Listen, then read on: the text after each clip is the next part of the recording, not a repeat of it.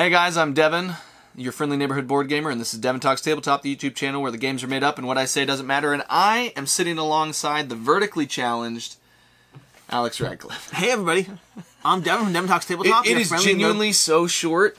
When you bring it down, it's so short. It's okay. There we go. I'm used to bringing everyone down. So I wanted to bring you in for discussion. Sure. Because I talked about this with West, I talked about this with Jesse, and I need a video on my main channel Of? I don't know why I said main channel. It's my only channel. I don't have any other channel. I'm talking about the idea that I am going to, for the next 12 months, not buy any board games. When has the count started? The count started on May 6th. Why are you doing this? I am doing this for several reasons. And several of my reasons include caveats that for some people will feel like, well, that's cheating, or that doesn't work. I don't really care. Good for you. So what I mean is, I have a big collection. You're never going to get a hamster with an attitude like that. Like I can't discuss anything with it being absent from the context of my personal life, which is not the same as everybody else's. Sure. And I mean that in that I'm a content creator now, apparently, and I have got relationships with publishers to the point where I will be sent some stuff that I don't have to pay for. Does your wife know about these relationships? She's encouraged them. She's encouraged them. I know.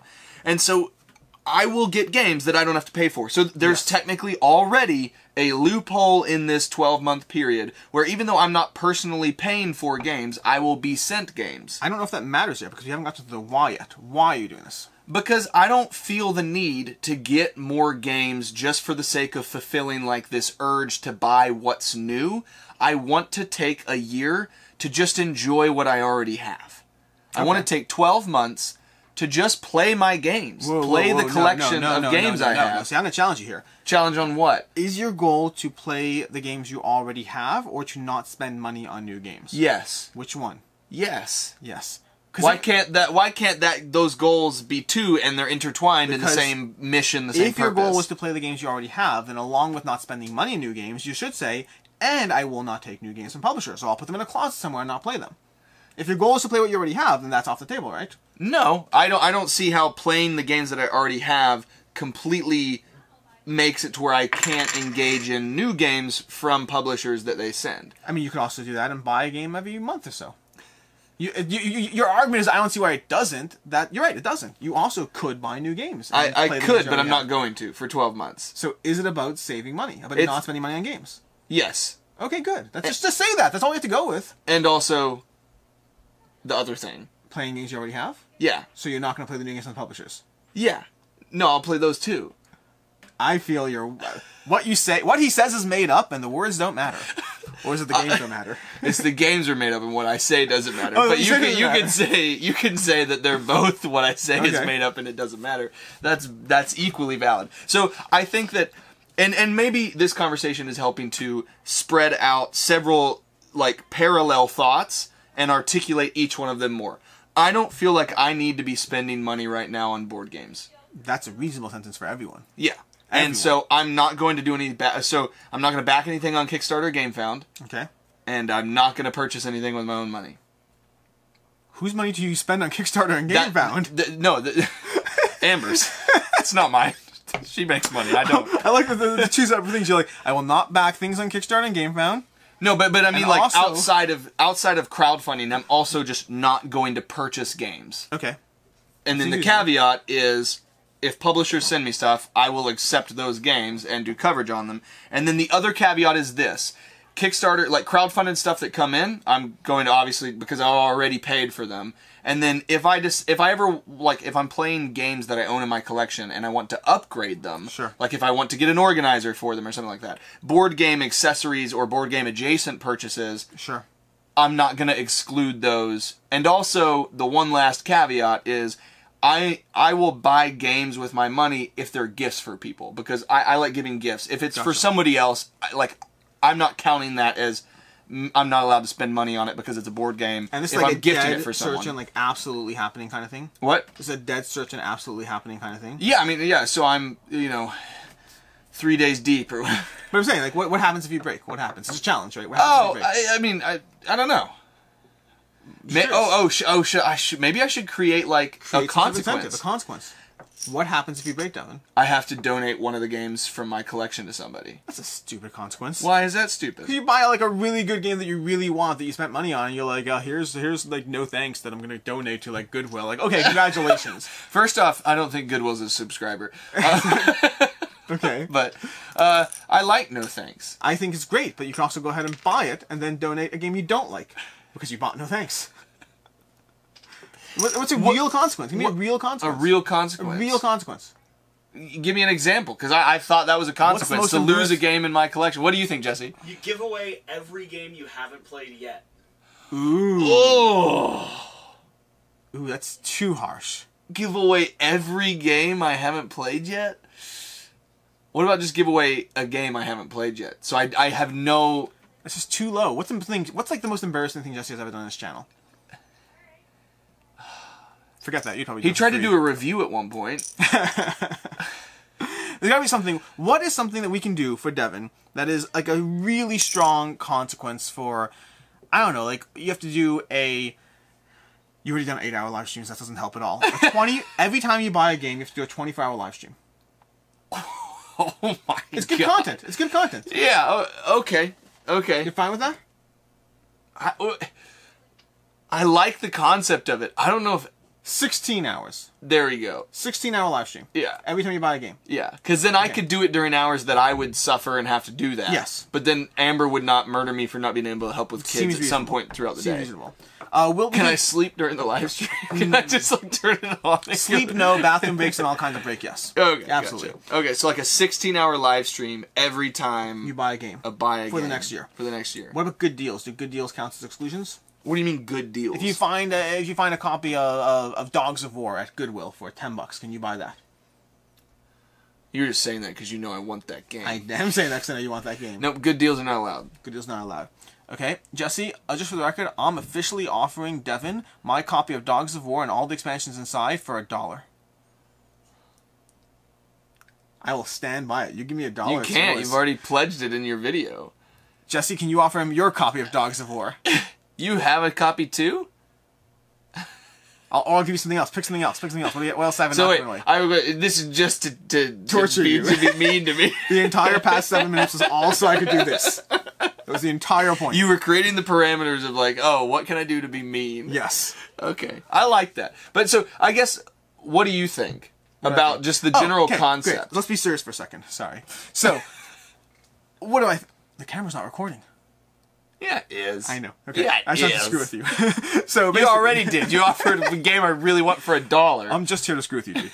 Okay, so being serious, I think not spending money on games we don't need is a good thing. Yeah. It's a good thing. And I think most of the games we get fall into the category of games we don't need. I think there are people who only get games when they don't have unplayed games. There's people who have that rule. I will only buy a new game if I have no unplayed games. I think it's very reasonable. Even those people probably don't need half the games they're getting because they can still play the games they've already played. You don't need new games all the time. Yeah. We live in a culture, we live in a hobby, forget the culture. The culture in general incentivizes purchasing, but the hobby as well is I mean, I love it. I love the hobby. I see the new, I see the shiny, and I want the shiny, and I play the shiny, and I enjoy the shiny, and I love every aspect of what I do. Mm-hmm. It doesn't mean I can't love it just as much without the new stuff.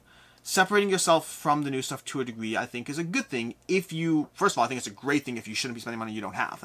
In general, if you're spending money you don't have... Fair point. That's a big no-no. Now, many people do have the disposable income that they Those are really good off-camera moment. Great, yeah. You can barely hear it. You could hear it if you listen. But...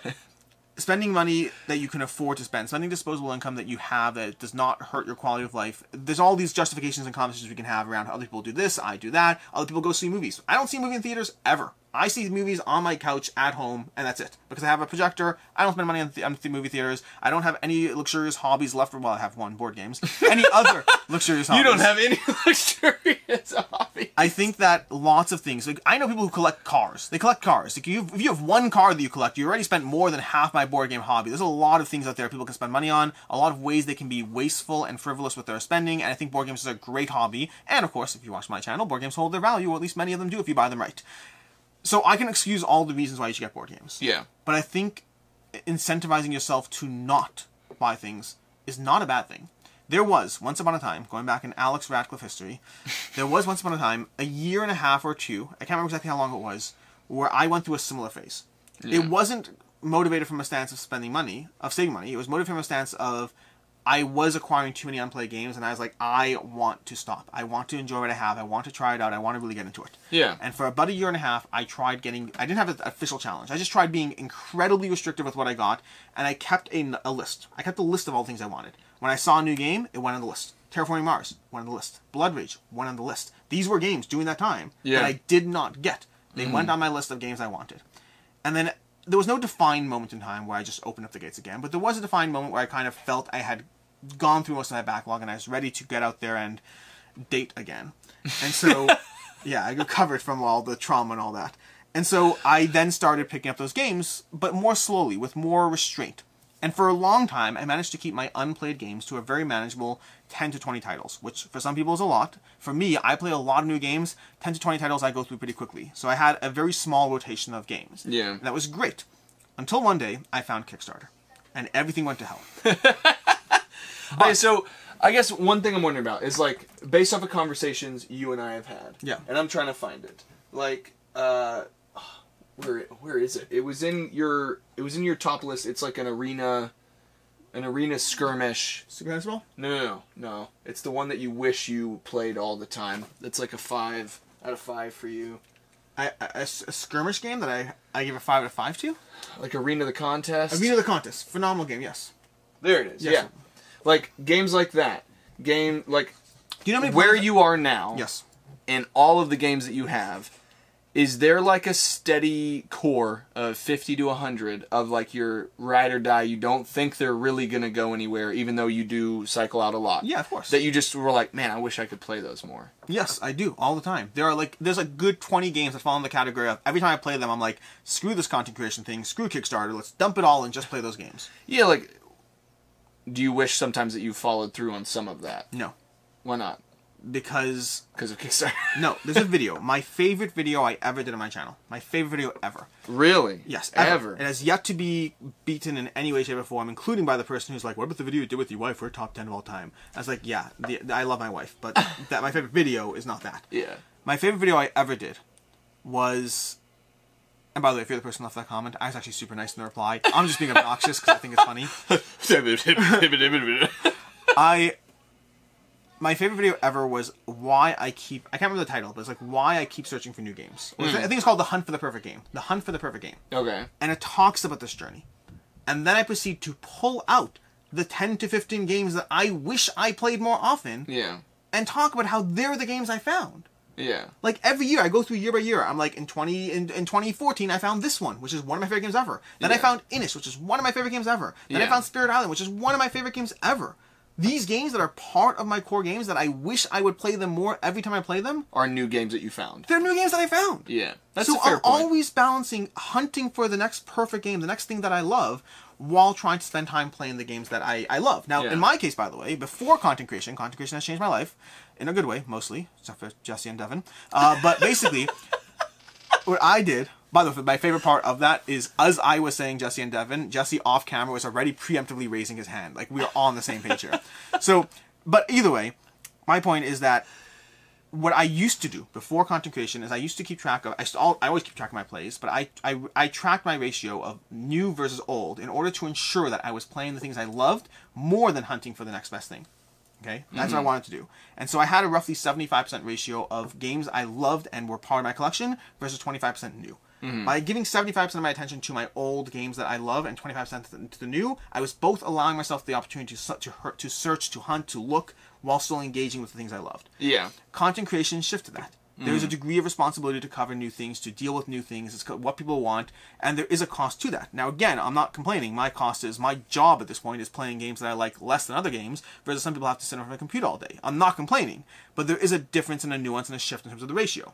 Do you ever feel like an existential weight of your collection on your shoulders? Yes, but with the caveat that I get rid of things that aren't being played. For me, the past 2 years for me has been a balance of basically adding work on in my free time. All this YouTube work has come from my free time for the past 2 years.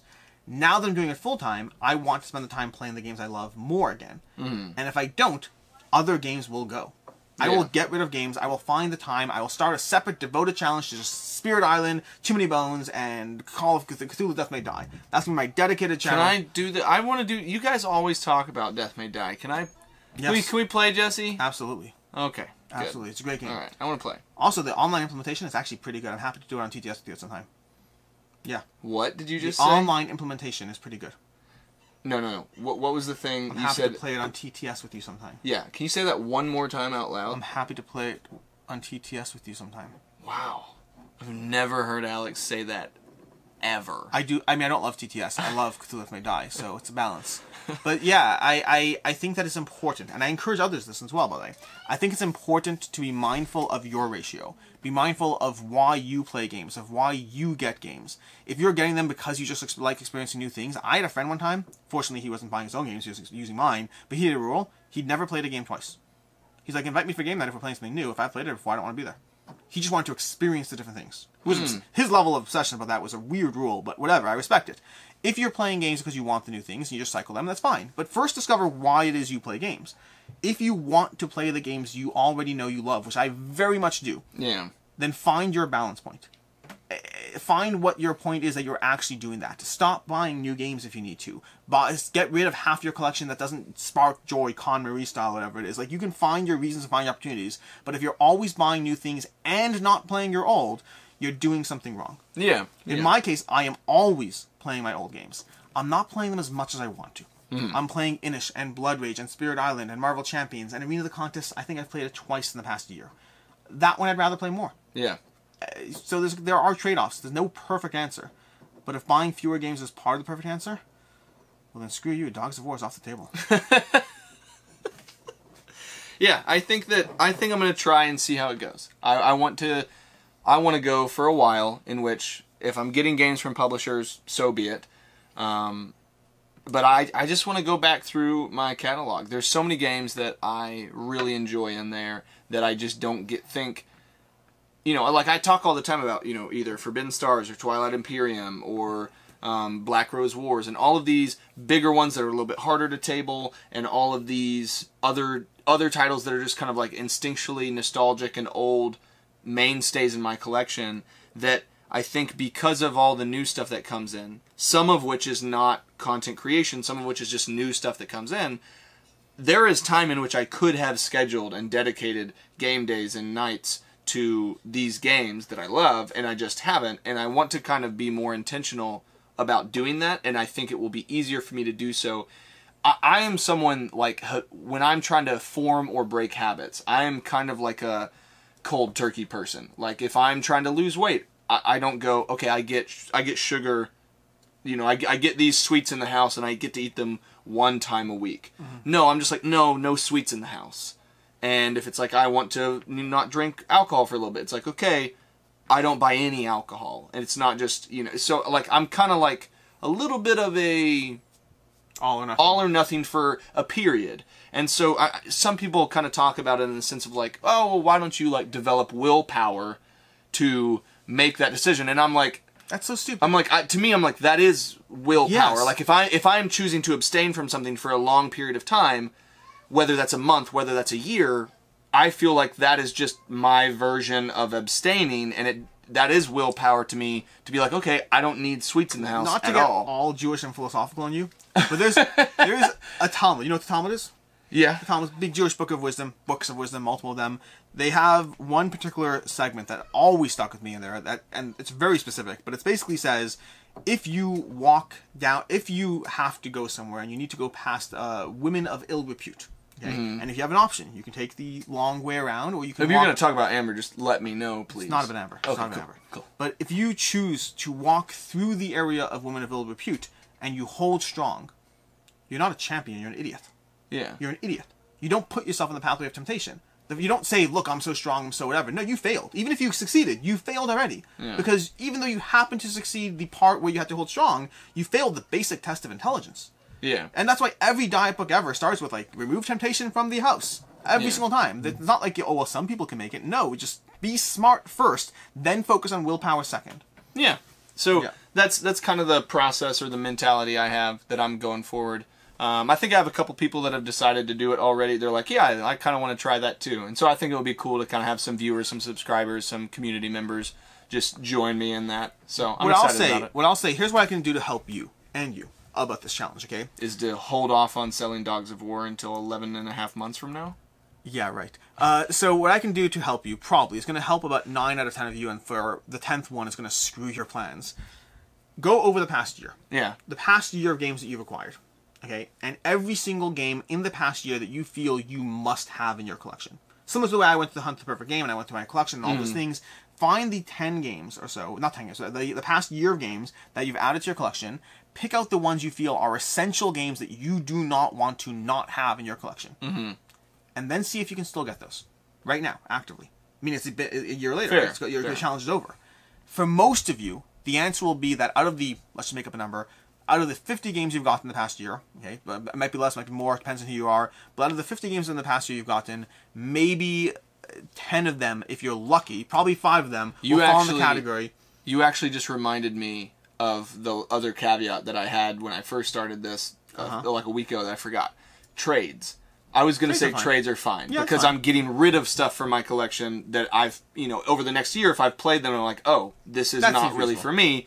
I'll trade it to get something new. Yep, completely reasonable. So that was the other caveat. But yeah, so figure out from those 5 to 10 games out of the 50 you got that you absolutely love and you can't have without, and then go look online, can you get them now? Meaning, how badly would you have been penalized for missing out? Are they not available? Are they more expensive? Are they just not available because they're Kickstarter exclusive and you can't find the secondhand market? Whatever the reasons are. I'm thinking about that now, though. Yep. Based off of the dollar valuation, will you take... no thanks for Dogs of War, because you value Dogs of War at $1. So if I give you no thanks, which I paid more than $1 for that would you do that trade? No. I really like your dollar. I don't like your games. You and I have a special relationship. We do have a special relationship. But yeah, do that. For most of you, it will help. You'll go through the past year and you'll be like, oh yeah, I do want these 3 games, and I really don't want to live without them, but also I could get them later. So that was another thing, is most of this, like a lot of stuff that's Kickstarter-y, that's coming in the next year, I was like, is stuff I've already paid for, and I'm just going to wait for over the next year. Don't you love Cyberpunk 2077? You're so mean to me. I'm just curious. Has this been brought up yet? So I haven't been able to play the video game yet, but I am very, very excited about. I like projects from CD Projekt Red, so. I wonder whether you'll get a copy of that. I'll have to find out. Anyways, this has been delightful, Devin. I've had a lot of fun. I bet you have. All right. Appreciate you guys. If any of you think that this is dumb, let me know. If any of you think this is something that you want to do alongside me, let me know as well. Happy to see what your guys' thoughts are. I enjoyed talking with Jesse, enjoyed talking with Alex. I think they give me a lot of nuance and clarity on their perspectives, which, are somewhat in the same space, just at a much higher magnitude than me. And then also, I get weird things about going through strange blocks of town at night and just avoiding them. Don't go to the Women of Ill Repute, man. Don't do it. Don't do it. Don't browse Kickstarter. Don't write articles. Don't be in... I'm thinking about Dogs of War and Cyberpunk, and that's just your fault. That's nothing else. I had no thoughts about those games prior to this. It's been 25 minutes. You're planning to do a year of this? My new game plan, by the way, for the record, just as a heads up, my commitment for the next year is every time I get a pretty box, I'm snapping a picture and sending it to Devin. Yeah, every time. Every time. The question is, am I going to be able to just function by living vicarious through you, or am I truly going to be tortured psychologically by that? Mostly psychologically. I also have spoken to Jesse. We're making sure you get none of our games. That's fair. All right. Appreciate you guys being here. See you next time. Bye.